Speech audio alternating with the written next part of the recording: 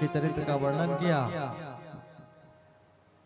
शुकाचार्य जी महाराज वर्णन करते हैं, पुत्रियों के बारे में बताएं। अब पुत्रों के बारे में बता रहे हैं। प्रिया बतो उत्तानपादो, उत्तानपाद जी महाराज। अच्छा, उत्तानपाद कौन है? उत्तानपाद हम सभी हैं। हर कथा में भगवान ने एक संदेश दिया है, जिसका ऊपर पैर और नीचे सर पैदा होता है, ये उत्तानपाद है। हम वैसे ही सब पैदा होते हैं। और हमारी दो पत्नियां हैं। उत्तानपाद महाराज की दो पत्नियां सुनीति और सुरुचि। हमारे पास भी दो पत्नियां हैं। एक तो हम जो नीति के अनुसार कार्य करते हैं, और एक हम अपने रुचि के अनुसार, अपने मन के अनुसार काम करते हैं। एक बुद्धि से और एक मन से। और याद रखिएगा, सुनीति के अनुसार जो पुत्र होता है वो ध्रुव होता है, और सुरुचि के अनुसार जो पुत्र होता है वो उत्तम होता है। हम जो काम रुचि के अनुसार करते हैं वो लगता तो अच्छा, लेकिन ज्यादा दिन तक टिकता नहीं। इसलिए उत्तम जी महाराज को गंधर्वों ने मार दिया, ज्यादा दिन रहे नहीं। और ध्रुव जी महाराज देखिए, इन्होंने क्या किया। उत्तानपाद जी महाराज अपनी सुंदर सी पत्नी सुनीति को रखे, उनके साथ थी, और सुरुचि को लेकर के आ गए। दो बालक, एक उत्तम और एक ध्रुव जी महाराज। ध्रुव जी महाराज के लिए, एक के लिए तो बढ़िया, एक के लिए सनरस व्यंजन दासियां बना करके लाती हैं, और एक के लिए जौ भर रोटी मुश्किल से मिलने पाती हैं। सुरुचि को के चक्कर में ना, सुरुचि के चक्कर में सुनीति को निकाल दिया घर से बाहर, और जंगल में पर्ण कुटी बना करके रहने लगे। ध्रुव जी महाराज 5 साल के हैं, बढ़िया आनंद से अपनी माता जी के साथ रहते हैं। और एक दिन चले गए वहाँ, कहाँ? महल में गए तो मैया सुरुचि जो है अपने बेटे उत्तम के साथ वहाँ पे थी। तो उत्तम को उत्तानपाद जी गोद में बैठाए हुए थे। ध्रुव जी महाराज वहाँ पर पहुँचे, और जब उन्होंने देखा कि मेरा पुत्र ध्रुव आया है तो गोद में बैठा लिया।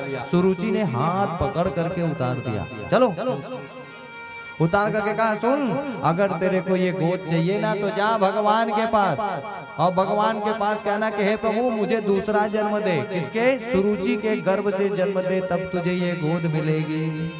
लग गई बात। ध्रुव जी महाराज को बात लग गई। रोते रोते चले आ रहे थे, मैया के सामने रो रहे थे। मैया ने कहा, लाला क्या हुआ? आज मैं राज्य की ओर गया था और पिता सारी घटना बताई। मैया सुनीति कहने लग गई, तूने बहुत बड़ी गलती कर दी। तेरी गलती ये नहीं है कि तू राज्य में गया था, तेरी गलती ये नहीं है कि तू उस महल में गया था, तेरी गलती ये है कि तूने उस गोद में बैठने की गलती की है। उस गोद की इच्छा नहीं करनी चाहिए थी। मैया मुझे सुरुचि ने निकाल दिया, और जानती है मुझे तो दुख इस बात का है कि मेरी विमाता ने मेरी माता के कोख को गाली दी। मुझे इस बात का दुख है। तो बोले, जा जो कही है वो कर।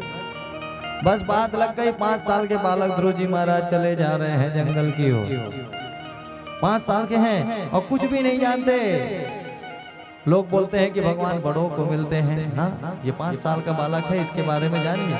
ध्रुव जी महाराज चले जा रहे हैं जंगल की ओर, और जा रहे थे तो नारद जी रास्ते में मिल गए। अरे ये छोटा सा बालक बड़ा राजसी वेश पहने हुए थे। नारद जी महाराज ने कहा, अहो क्षत्रिय बालोसी, अरे तुम तो क्षत्रिय बालक लग रहे हो, कहाँ जा रहे हो जंगल में? बोले, महाराज मैं जा रहा हूँ। कहाँ? जंगल। क्यों? भगवान से मिलने। अच्छा, नारद जी ने कहा, भगवान से मिलने जा रहे हो?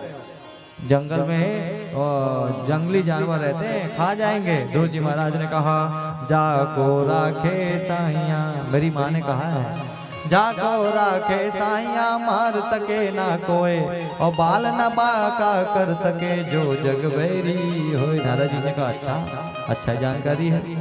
अच्छा सुनो, यहाँ पे कौन? तुम जंगल में जाते रहो, भगवान तुम्हारी रक्षा तो कर देगा, तुम्हारी मैया ने कहा है, लेकिन घर में तुमको खाना कौन खिलाता है? तुम तो इतने छोटे से हो। तो बोले, मेरी मैया खिलाती है। जंगल में कौन खिलाएगा, कौन पका के देगा? तो ध्रुव जी महाराज कहने लग गए, अजगर करे न चाकरी, पंछी करे न काम, और दास मलूका कह गए सबके दाता राम।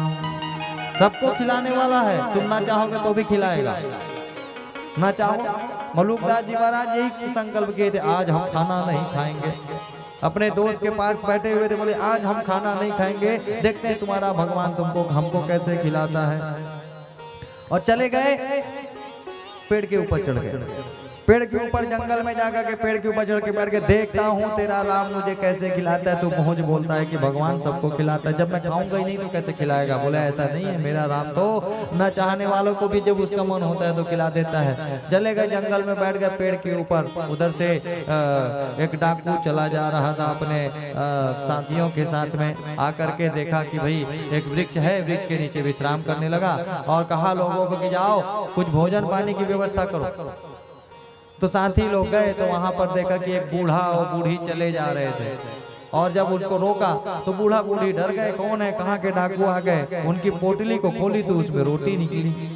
बोले मिल गया भोजन हमारे सरदार के लिए, चलो ले चलो।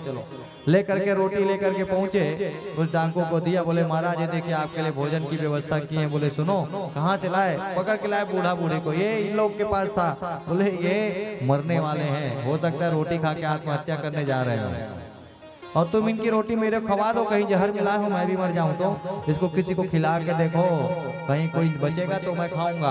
अब किसको खिलाया जाए, अपने साथी को कैसे खिलाएं? तो ऊपर बैठे थे मल्लुकदास, पेड़ के ऊपर बच रहे थे, नहीं खाऊंगा। पकड़ के लाओ उसको, लेकर के आए, पेड़ में बांध दिया गया मल्लुकदास को। और पेड़ में बांधने के बाद वो जो डाकू था वो मल्लुकदास को खिला रहा था। बोले मैं नहीं खाऊंगा। बोले नहीं तू खाना पड़ेगा, और जबरदस्ती उसको खिलवा रहे थे। मल्लुकदास ने कहा वाह रे मेरा मित्र, सही कहता था, अजगर करे न चाकरी, पंछी करे न काम, और दास मल्लुका कह गए सबके दाम। नहीं खाना चाहते डाकू खवा रहे हैं, लेकिन खाना तो पड़ेगा, तो वो खवाता है। नारद जी ने कहा वाह बढ़िया बालक है, ये भगवान को प्राप्त कर सकते। परीक्षा लेते हैं भगवान की, तुम कितने बड़े भजनानंदी हो, कितना भजन कर लोगे। बोले अच्छा एक बात बताओ, तुम भगवान को बुलाओगे कैसे? राम राम बुलाओगे, सीता सीता बुलाओगे, काली काली बुलाओगे, कैसे बुलाओगे?